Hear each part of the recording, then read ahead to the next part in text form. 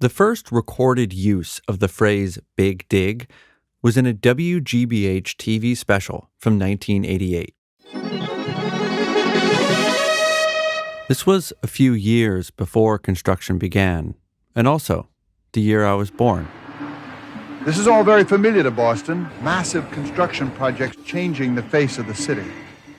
But not since the Back Bay was filled in or the city's subway system built has there been anything like what's about to happen. As I watch this special now, knowing what's about to happen, knowing how things will go, I'm really struck by the narrative around the Big Dig at this time, in the 80s, and how different it is from the narrative as I remember it in the 90s and 2000s. The old narrative is pretty much summed up in the title of the special. The question is, will Boston survive the Big Dig? You know, the story of the project, in theory, was supposed to be the city of Boston's going to come to a grinding halt. Rick Domino was transportation commissioner for the city of Boston in those years leading up to the Big Dig. You won't be able to move. Business as we know it will come to an end. This project is impacting 19 different neighborhood areas in our city. I mean, building a tunnel through a dense city is no small thing. People were reasonably worried about noise and power outages, about the traffic during the long years of construction, what all this would mean for commuters, for tourism, for small businesses. Millions of rats living underground will have to be contained. There was a theory that all the digging would force millions of rats up into the streets of Boston. The community is concerned about what are you going to do about the million rats? That's what the story was supposed to be. Traffic, parking, noise, rats. And you know what you didn't hear as much about in those days? Are you concerned about the cost for this project? Was the cost. I think the costs are being pretty well taken care of by the federal and state sharing. I'm more concerned about the traffic impacts. The cost, at that point in 1988, was an academic concern. But not for long.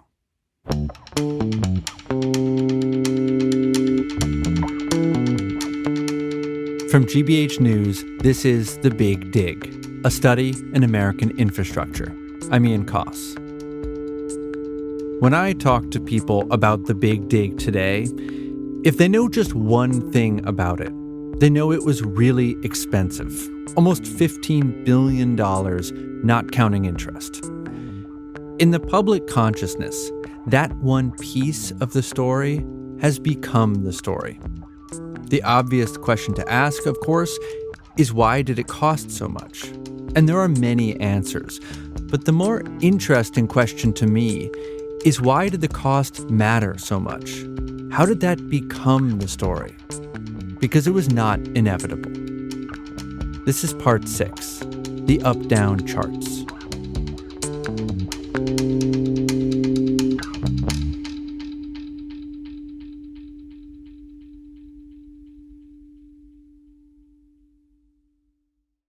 The Big Dig's cost crisis had a long fuse that burned for many years, but it was lit in 1993.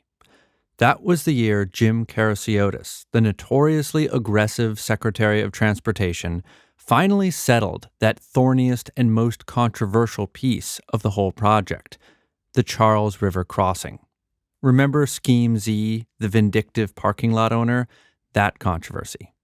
After 3 years of debate, it was over. The decision on the Charles River crossing was very real because at that point I knew that we were totally in the game. At last, Karasiotis could define the full scope of the project. He could wrap his hands around it and say, this is what we're going to build. And I also knew that it was the last opportunity to meaningfully adjust the project budget. And Bechtel came in with staff, and I said, so what's this going to cost?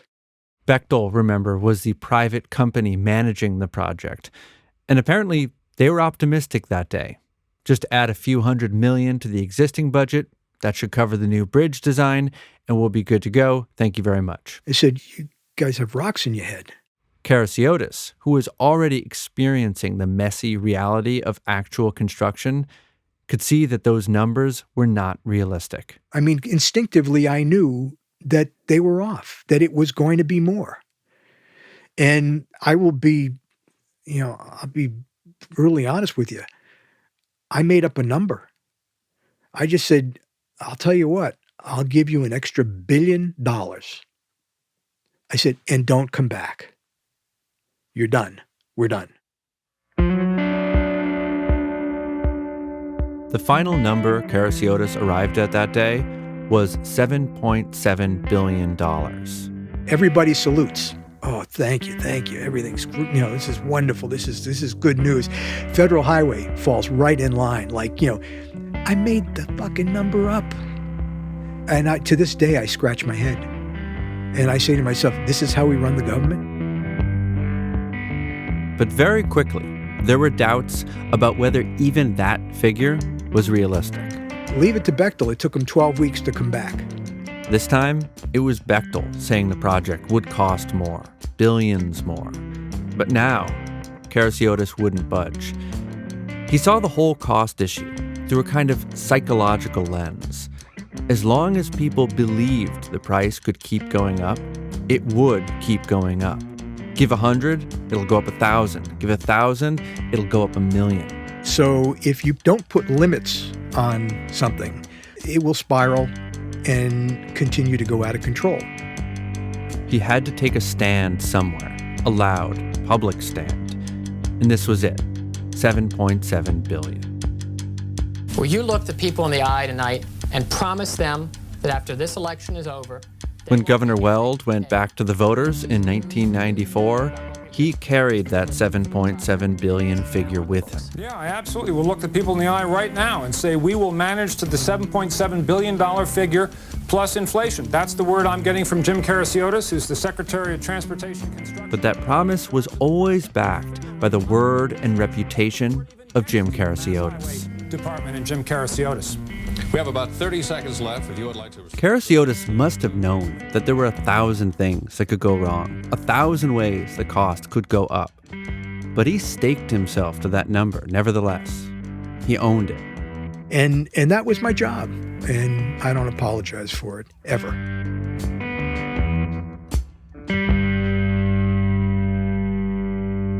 With the Charles River crossing back on track, work could finally begin on putting the Central Artery underground.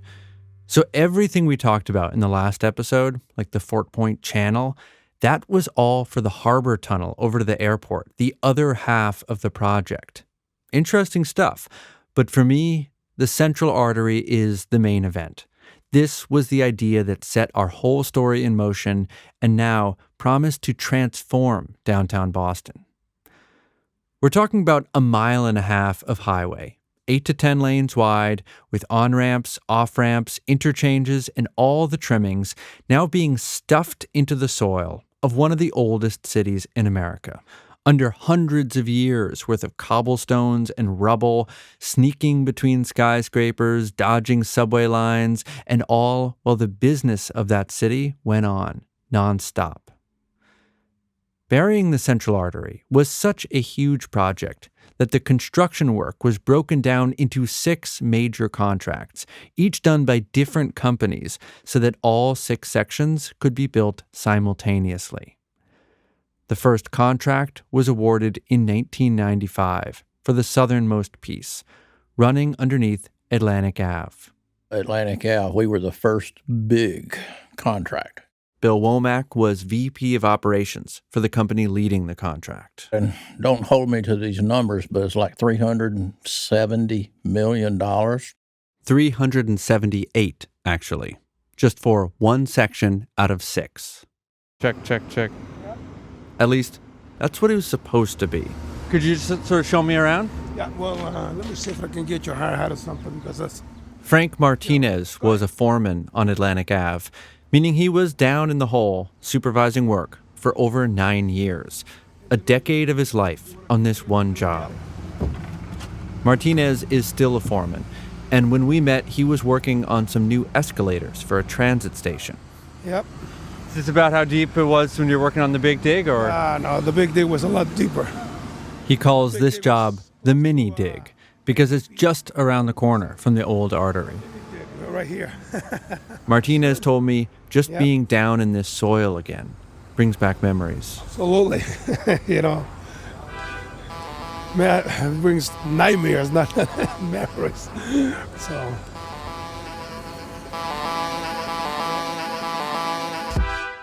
First of all, before any real artery construction can begin, all the utilities along the pathway have to be relocated.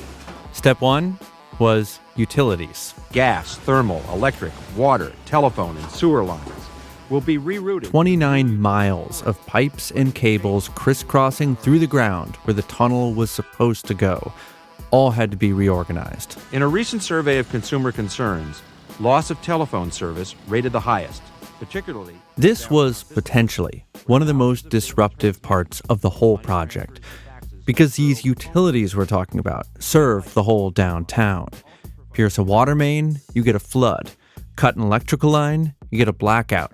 Tear up the wrong fiber optic cable, you shut down all transactions at the Federal Reserve Bank of Boston. So everybody had an orange vest that had a pocket in the back.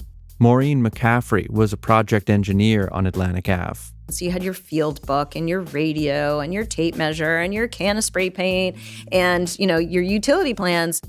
Now, in theory, those plans everyone carried showed where all the existing utilities were. But remember, it's a 400-year-old city. Nobody knew what the hell we were going to find down there. So very carefully, like archaeologists almost, the contractors started exploring the soil under Atlantic Ave. We ran into cobblestones, granite piers, wooden water lines, archaic utilities. There was a sewer pipe 8 feet wide. To get down into the blue clay was a nightmare. And every time they found something that was not in the plans, work would stop so an engineer like McCaffrey could come check it out. That is an event that happened almost every single day. There was constantly changes, constantly. To some extent, the contractors had accounted for unforeseen challenges in their bid. They knew there would be errors in the plans, that they'd have to be flexible. But this went beyond that. Well outside of what we considered to be reasonable. Bill Womack believes that the contracts for the artery were essentially rushed into construction before they were ready due to political pressure, which meant Atlantic Ave, as the first one out of the gate, became the guinea pig. We're 100 feet down right now, roughly. The total depth in this area is 120. As the crews on Atlantic Ave cleared away the utilities and worked their way deeper into the ground, they found new challenges. Frank Martinez remembers working through the winter and never being able to see the sun. It was dark and cold. The pit itself was crisscrossed with massive beams and decked over with a temporary road to keep traffic moving. So all day he would hear trucks bouncing along high up over his head. And then there was the water. Why was it so hard to control the water down there? Because you're so deep. The water always finds a way, you know what I mean? The water table in Boston is only about 15 feet below the ground.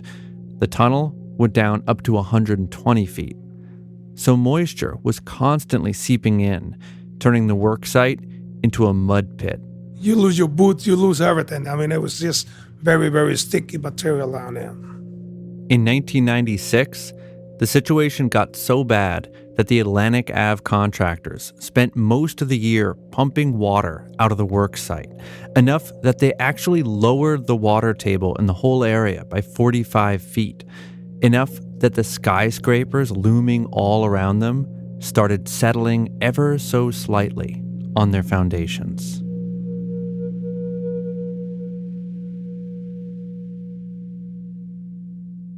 Despite a few scary-sounding headlines about sinking skyscrapers, the worst fears about the project's physical impact were never realized. There was no biblical plague of rats, no massive blackouts, no exodus of businesses. The traffic was bad, sure, but it never stopped. The entire elevated artery was propped up on temporary supports as the tunnel was being dug beneath it just to keep the road open. Residents near the work site got free air conditioners so they could keep their windows shut and block out the noise. All those problems had solutions. The problem no one could solve was the cost. Every surprise, every bump, every deviation from the plans turned into what's called a change order. Essentially a request by the contractor for more money to cover whatever the issue is. But with the Big Dig, the cost of all those changes became magnified because there was incredible pressure to keep the various contracts in sync with each other. If one section of the tunnel fell behind the others, that threw off the whole plan. You'd have a tunnel with a gap in the middle of it. So every time there's a delay under Atlantic Ave, say from water pumping, unexpected utilities, that delay had to be made up for. We worked as many as 90 hours a week. That meant overtime, 15-hour days, 90-hour weeks, whatever it took really to make up that time and get the contracts back on schedule. When I leave the house, the kids were sleeping. By the time I get home, they were already sleeping because they had to go to school the next morning. So, yeah. Some days, Frank's wife would bring the kids over to Atlantic Ave in the middle of the day so they could all at least have lunch together. That's basically how he watched his kids grow up, over Burger King and Chinese food in the South Station food court.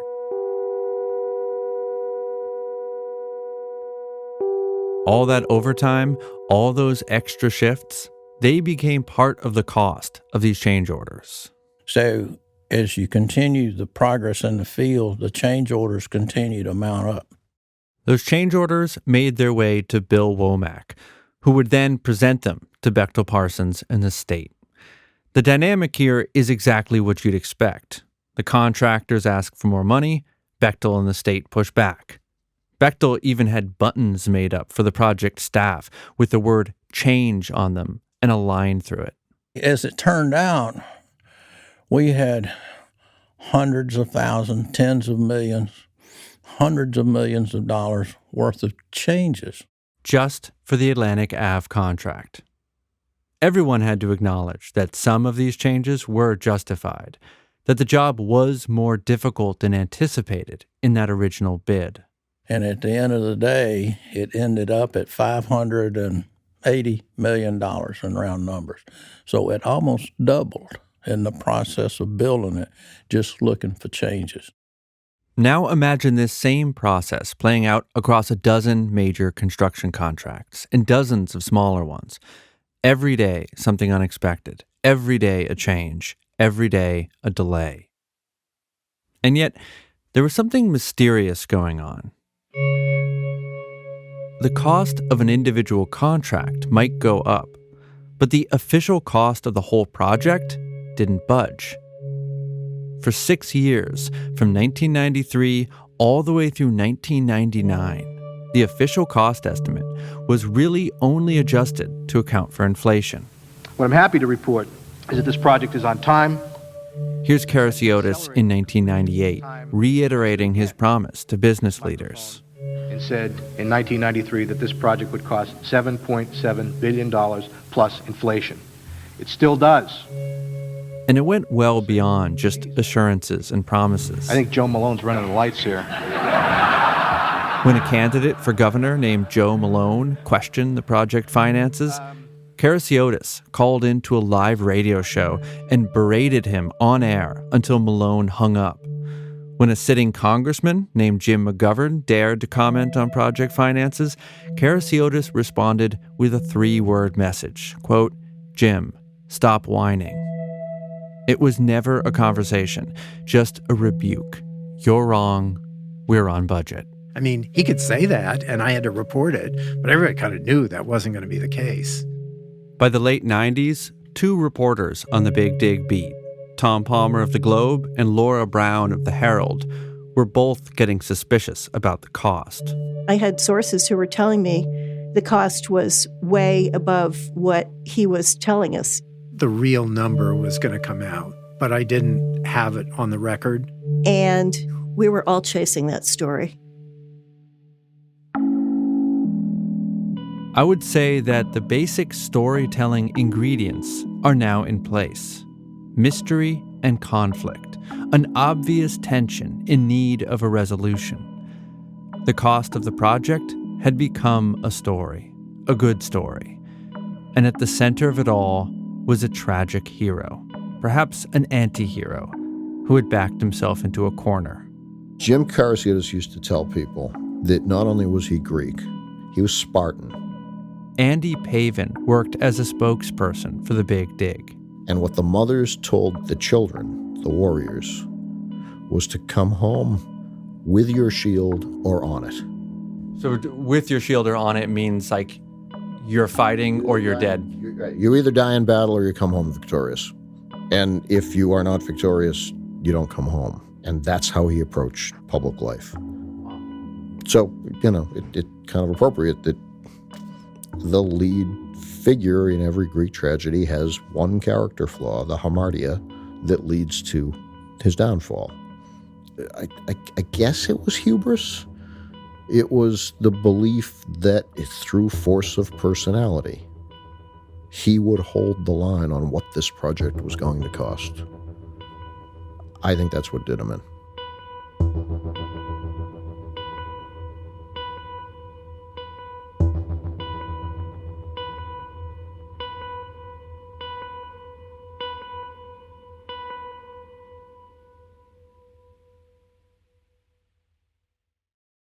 A new character enters the story in 1999.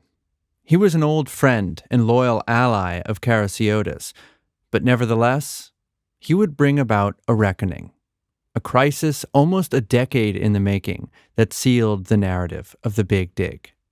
His name is Pat Moynihan. So I want to fast forward a bit to when Jim asked you to be project director for the Central Artery and Tunnel project. Do you remember how that played out? I was reluctant, to say the least. My wife said I was crazy to take the job, but I felt as though, Jim asked me to do it, so I was going to do it. Moynihan was taking over from Peter Zook, who you may recall from the last episode. Zook had really shepherded the Big Dig from an idea on the page to the largest construction project in America. But now he was moving on. And so when he left the project, I asked Peter, anything I should be concerned about? And his response to me was, nothing you can't handle, Pat. I said, okay.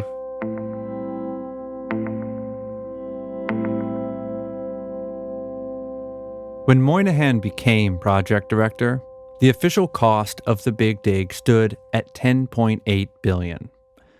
I know that sounds like a big jump up from 7.7, which it is, but believe it or not, that is mostly just from inflation. The Big Dig actually caught a tough break on this because as the project was underway, Federal Highway rewrote the rules on them and decided that all cost estimates now had to account for future inflation. That's part of the reason the Big Dig numbers look so bad, is that they straddle different systems of accounting. In any case, that 10.8 figure now included inflation all the way through the end of the project. But if you peek under the hood, the underlying assumptions about the work being done and the money it would take had not really changed. When Moynihan came in the door, he had no concrete reason to doubt that 10.8 number. But then, in his first few weeks on the job, project staff sat him down and introduced him to something they called the up-down charts. The up-down charts were the clever bit of accounting that had allowed the official cost estimate to hold steady for so long. The upside of the chart showed the change orders and delays, things that were pushing the cost up. But then all those increases were matched dollar for dollar on the downside with things like using less tile on the tunnel walls, selling off air rights for development over the tunnel, shifting expenses to other state agencies. In theory, everything balanced out, and the total cost remained $10.8 billion. That was a bit of a shock, though, that there was these variances, which, of course, I really didn't know anything about. Moynihan was worried that the way things were going, the downside wouldn't balance out the upside, that there was a gap. But he couldn't take that news straight to Jim Karasiotis. Not just yet. Moynihan had to be sure. I just kept my head down, worked it. He went instead to Bechtel Parsons, the joint venture managing the whole big dig.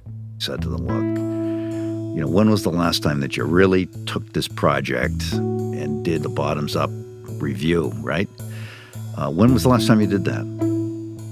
Their response? 1993, 6 years ago at this point. Moynihan told them to get to work. Every contract, every element, you need to go through this project with a fine-tooth comb and come up with a number. They spent months reviewing every expense, and Moynihan became increasingly dismayed with what he was learning. There were huge costs not even accounted for in the budget, and some of these costs went back years. In a moment of frustration, Moynihan fired off a letter to his predecessor, Peter Zook, the one who had told him, "Nothing you can't handle, Pat." Now, Moynihan responded, quote, "Peter, I can't tell you how disappointed I am." As far as Moynihan could tell, none of these additional costs had even been reported to Jim Karasiotis. No one, it seems, wanted to bring him bad news. As late as the summer of 1999, as the bottom-up review was underway, Karasiotis was out front dismissing reports by the Globe and the State Inspector General that the cost was going to be higher than 10.8. I think, unfortunately, Jim Karasiotis made the price the yardstick for measuring success.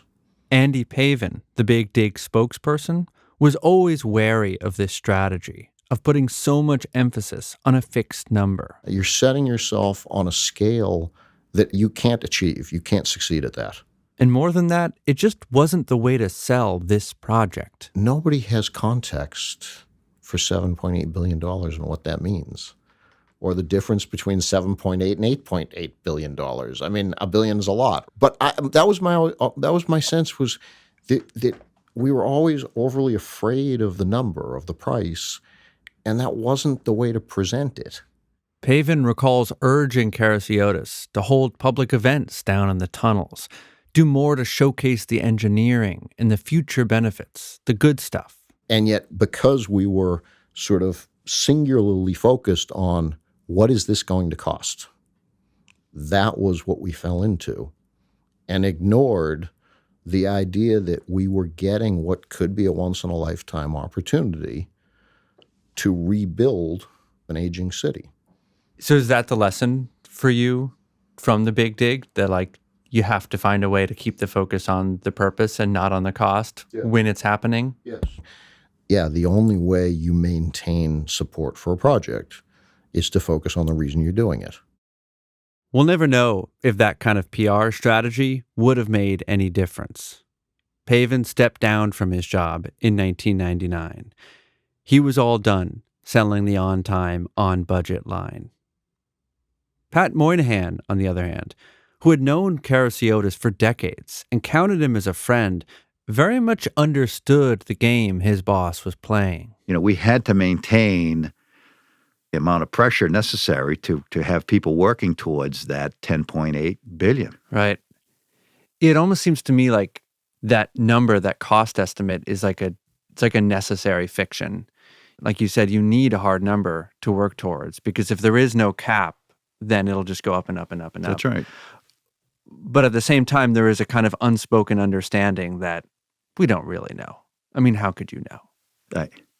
I mean, that was the whole exercise of the up-down and keeping people focused on that. And, could I have gone in the first month of the job and said, hey, they're telling me it's higher than this? He would have get out of here. Get down. And that's not what I sent you down there for. You got to manage this thing. And it took me a while to buy into the number, because once you have the number, that's the number. It becomes the number, right?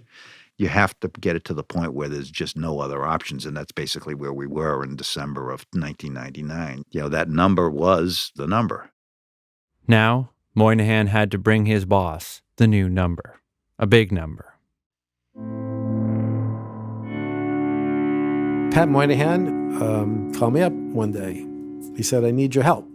James Aloisi had worked with the Big Dig as a general counsel, so he understood the legal landscape as well as the politics of the project. He said, well, we need an intervention with Jim. And I just need people like you to sit with him during the intervention so that he gets the seriousness of the problem.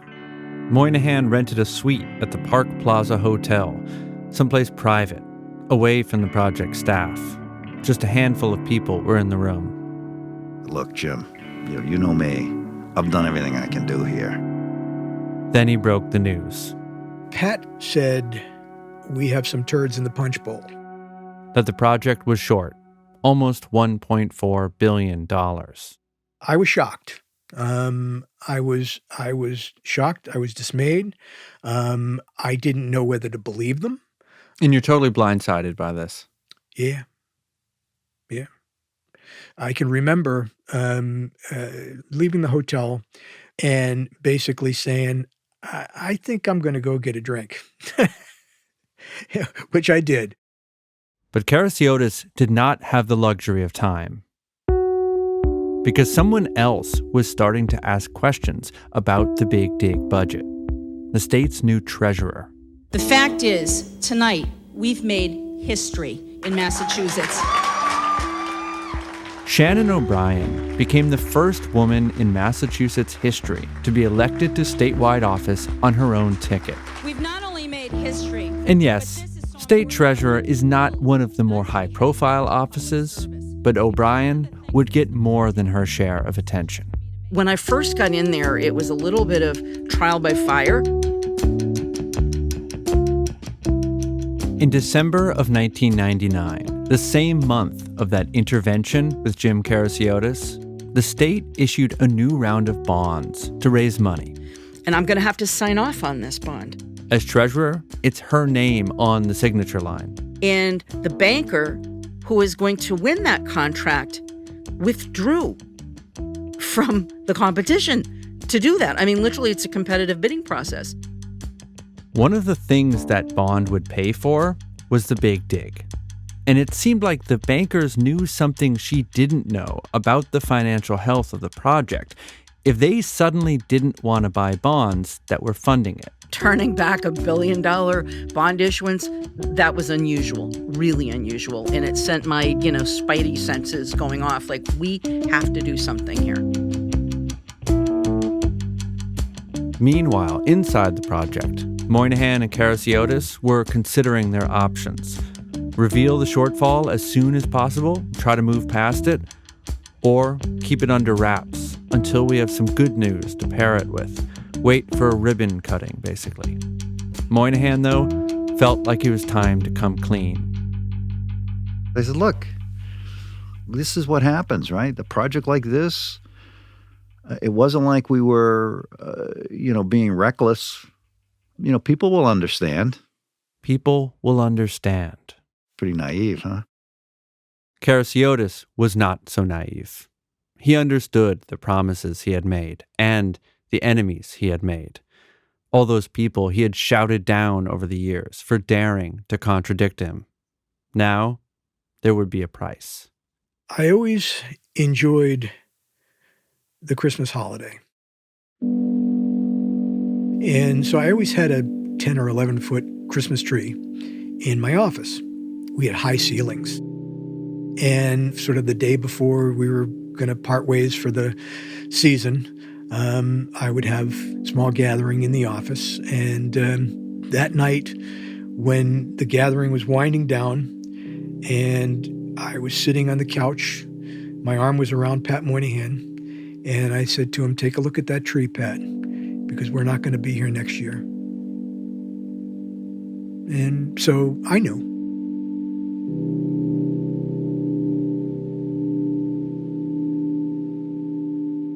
Everyone went home for the year.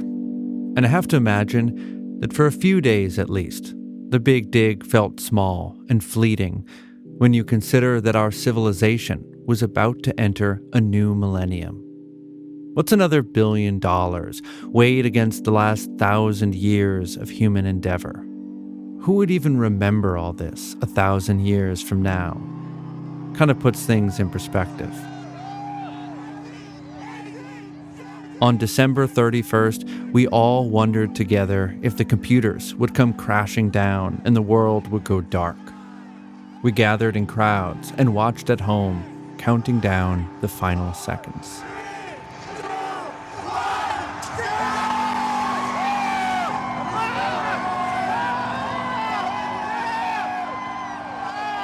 Then, we woke up the next day, and it was just another day. The computers still worked, and the Big Dig still had a $1 billion hole in it. So basically, we wanted to get to an end result and announce it, but we had gremlins in our midst. One of those gremlins, for Karasiotis at least, was Shannon O'Brien. She saw attacking the project and perhaps blowing the thing up as an opportunity for her to make mischief, and she did. You know, the first time that I had to interact with him was when I had to say, I've been hearing that there's some potential cost overruns that aren't being disclosed. We ended up having, I think, a breakfast at the Langham Hotel. In January of 2000, O'Brien asked Karasiotis to meet her for breakfast at one of the old classy hotels in downtown Boston, the Langham. O'Brien and Karasiotis got a corner table. She ordered a Diet Coke. According to O'Brien, everything was very cordial. But I do remember the exact feeling where I said, I just have to raise this with you. She told him about the rumors, about the banker suddenly withdrawing from the bond, and then she gave an ultimatum. Give us the real numbers. And I said to him, I need it by next week, and if it doesn't happen by next week, I'm going to create a little crisis. I'm not going to sign off on the general obligation bonds that are due to be issued next week. That's going to be a problem for a lot of people, but I am willing to do that because I don't believe that I'm going to be honest if I sign off on those bonds. So when you leave that meeting... With her? Yeah. Where do things stand?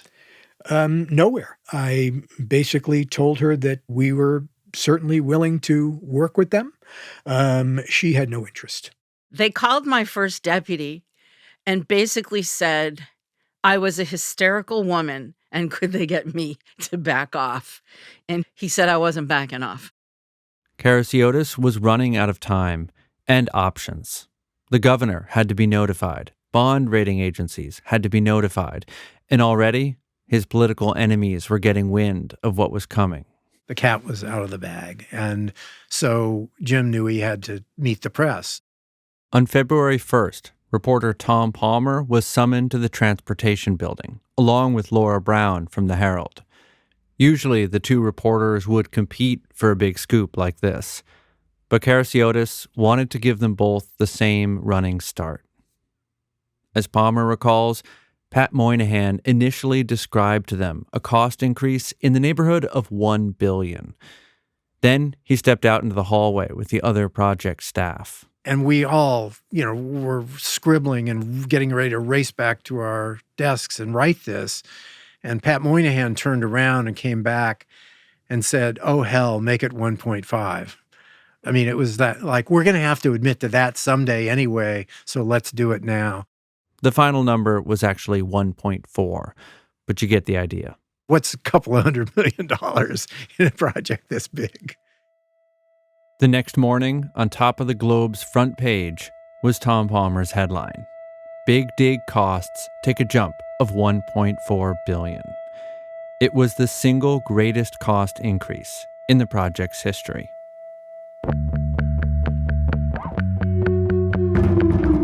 That day, a 6-year-long fantasy collapsed.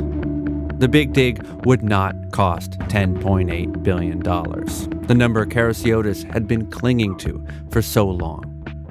It would be more. If you think you are furious about the big dig, the mess, and the cost overruns, you've got company. This was a scandal unlike anything the project had faced. This project has suffered from gross mismanagement. There was a congressional hearing. The artery project managers deliberately misled. Clinton's Secretary of Transportation was forced to go over to Capitol Hill and testify. John McCain even made it a talking point in his presidential campaign. Looking for some good news on the big dig today? Don't look in Washington. It was all bad. Soon, a federal audit was underway and an investigation by the Securities and Exchange Commission. Federal officials have landed on the project with both feet. Every day, there was something else. Pat Moynihan told me he only spent 13 months running the project, but it felt like 13 years. And it was whether it made front page or front page Metro. Okay, I better wrap the segment. I keep saying this is a story that has legs. It's not going to go away. That was the kind of month or two that we had there. This is the Big Dig as I remember it growing up.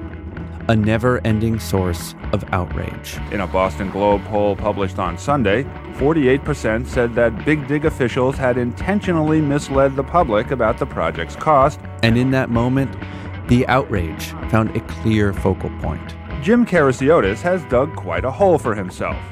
Jim Karasiotis, the man who had spent a decade both dominating and defending this project, lashing out at anyone who dared to criticize it. Now, virtually no one came to defend him. And joining me now by satellite from Washington, D.C. is Senator John Kerry. And all those enemies Karasiotis had made along the way, they were ready, their knives sharpened. I mean, the fact is that the state misled the federal government. The state, obviously... I think it's an outrage, and I think Mr. Karasiotis in particular bears a deep, deep burden on this.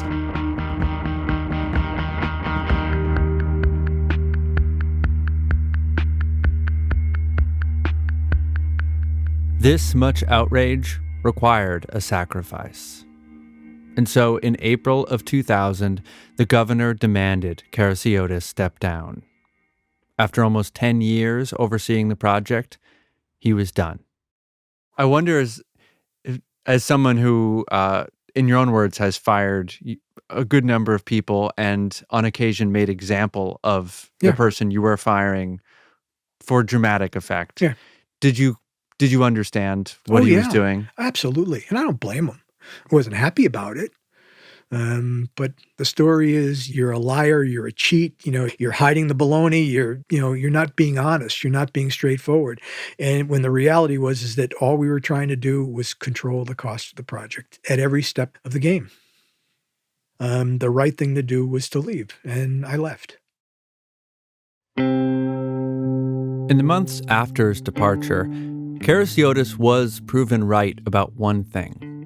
Once you open the door for cost increases, more would come. His initial announcement in February brought the total estimate to $12.2 billion. By April, it was $13.5. By October, $14.1, and closing in on the final price tag of $14.8 billion. He insists to this day that he could have held the cost lower, if only he'd been given the chance. But his own actions made that impossible. Charlie Baker, our last governor, once said, quote, "If we didn't have a Jim Karasiotis to manage this project, we'd have to invent one. Because somebody had to be out front during those most treacherous years when the problems would be found, when the costs would rise, and when we'd have very little to show for it all. Karasiotis, for whatever reason, noble or not, was willing to do that. And he was willing to force a kind of group delusion. If he said it was on budget, we'd all have to behave as if it was on budget. He described the game to me as holding a beach ball underwater. The ball is always looking for a way to pop up to the surface, and his job was to deny it away, to show the contractors and the politicians and the public that this was the cost.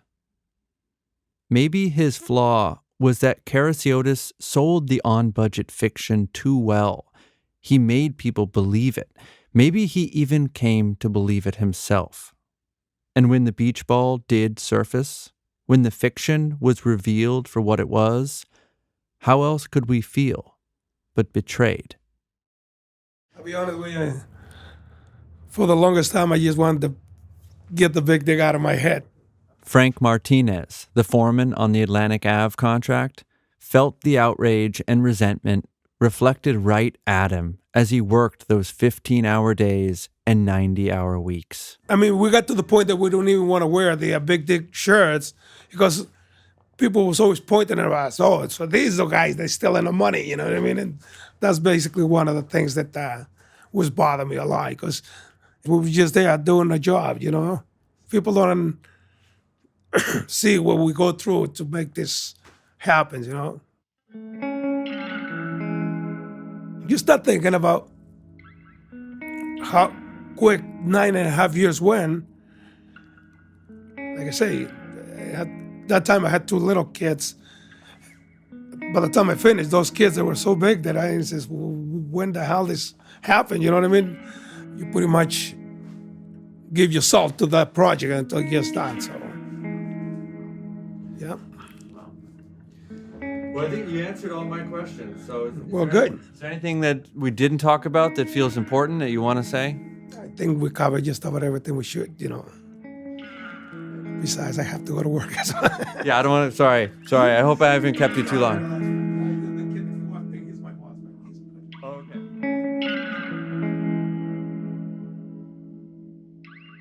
The question I keep thinking about is whether the backlash and this narrative around it were inevitable. If those cost increases had just been announced earlier or more gradually, if the promises around the budget were somehow less forceful, would we, the public, have responded any differently? Maybe. But I'm kind of left thinking that if people had known all along just how expensive this project was going to be, it probably never would have happened. There's never really a good time to be transparent and realistic about cost, which I think is why so many of our public works projects go through the same manic cycle, from promise to backlash, optimism to outrage, because at the end of the day, you do need a number to aim for. Not so big that it's scary, not so small that it's laughable, something everyone can live with and pretend is real. Then you just hope like hell you're not too far off when the bill comes.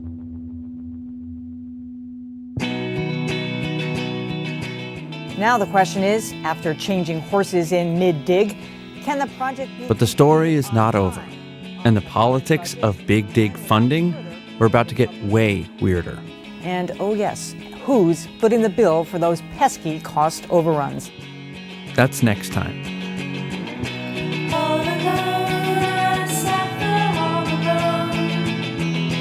Reading useless words and papers.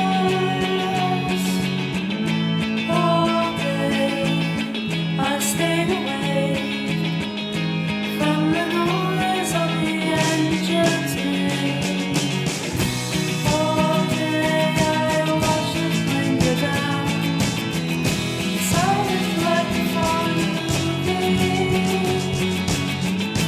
All day I stayed away. Reading words that you might have said.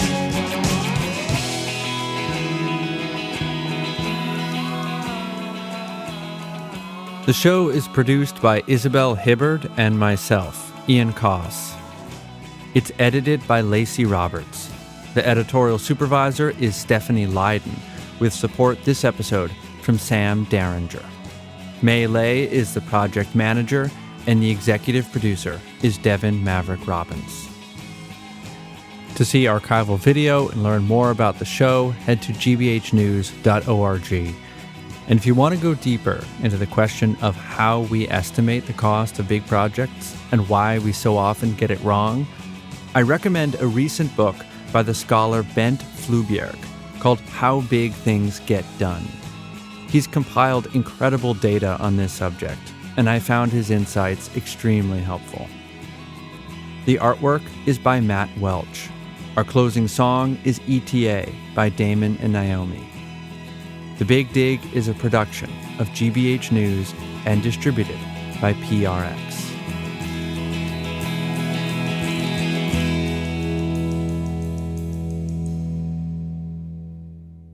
GBH.